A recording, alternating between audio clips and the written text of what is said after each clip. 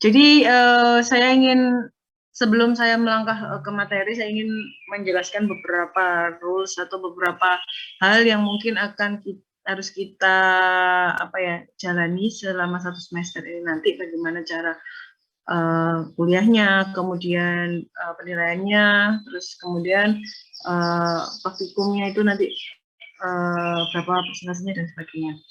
Jadi untuk mata kuliah personal manufacture ini di sistem itu kan terjadwal 1.30. Dan saya inginnya itu agak dimajukan jadi pukul 1 karena biar tidak terlalu sore untuk selesainya. Jadi karena biasanya itu memang di departemen tidak ada perkuliahan yang dimulai pukul 1.30 kan, jam 7, 10, 1, kemudian ada nanti jam 4 kalau semua ada yang sore. Jadi bisa sampai sore maghrib gitu ya. Nah, karena di ITS itu sistem dibuat 1.30, jadi karena ini pertemuan pertama, maka kita sepakati bersama nanti jadwal diganti mulai pukul 1 ya.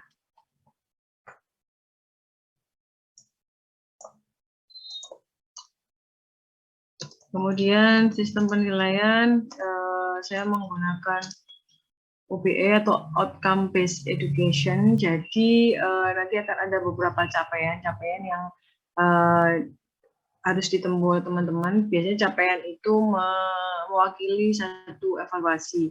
Jadi kalau di proses manufaktur 1 ini kemungkinan akan ada 4 evaluasi dan 1 praktikum. Jadi seluruhnya itu teman-teman harus mengikuti.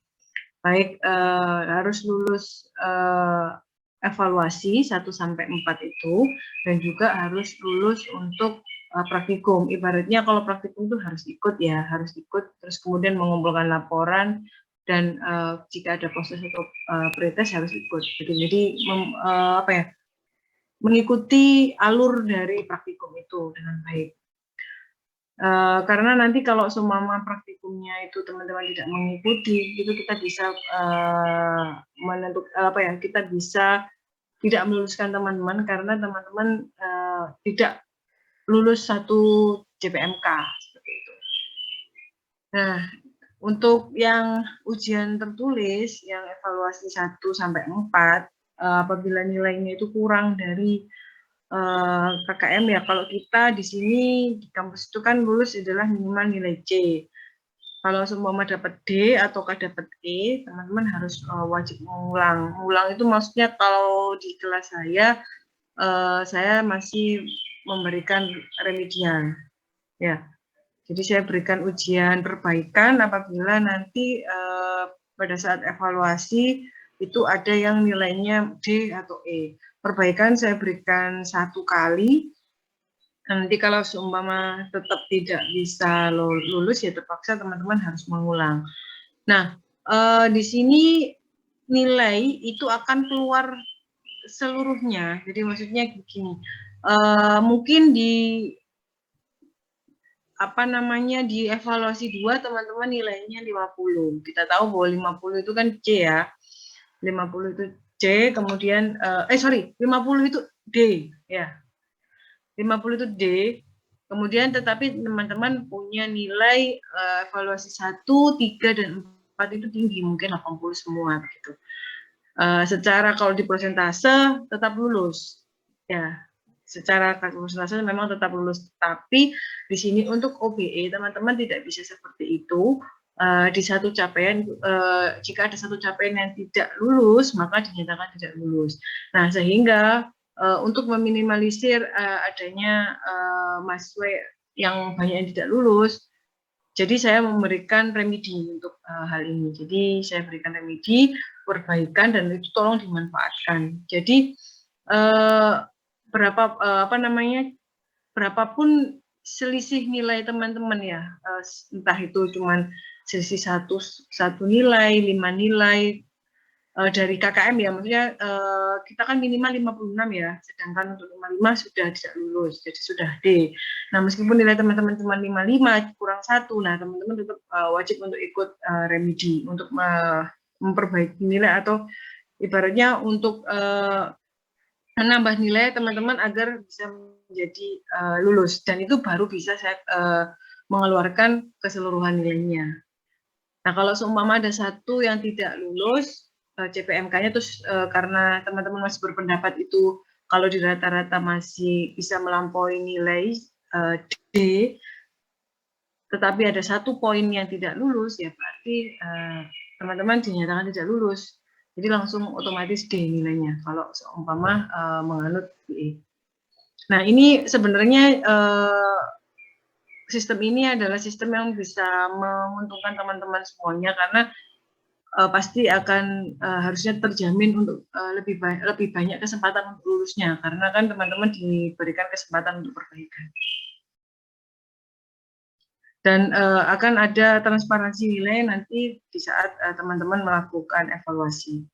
Jadi kan nilai akan pasti keluar ya, nilai sebelum remedi kan pasti nilai teman-teman harus tahu nilainya berapa untuk tahunnya. Itu kan saya umumkan nilainya berapa. Nah, nanti teman-teman bisa tahu sendiri kira-kira nilai akhirnya itu berapa estimasinya.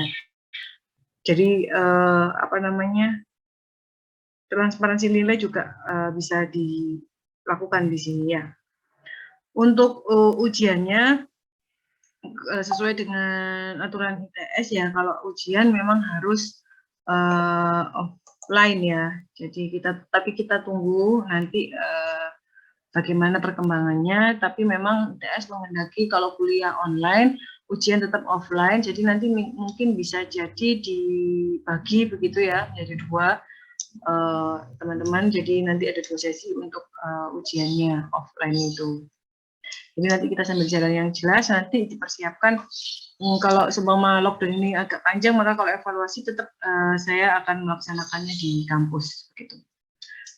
Kalau kuliah offline, terus kemudian teman-teman ada yang merasa kurang enak badan ya, itu bisa izin ke saya dan nanti kita lakukan perkuliahan dengan hybrid. Jadi saya usahakan nanti kita perkuliahan menggunakan Zoom ya. Jadi ada yang mungkin yang ada yang kurang enak badan itu bisa di rumah online, dan yang bisa hadir dan fit itu offline di kampus dengan saya.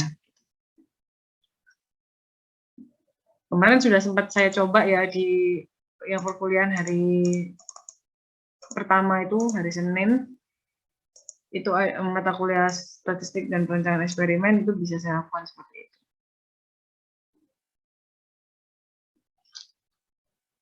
Oke. Lalu untuk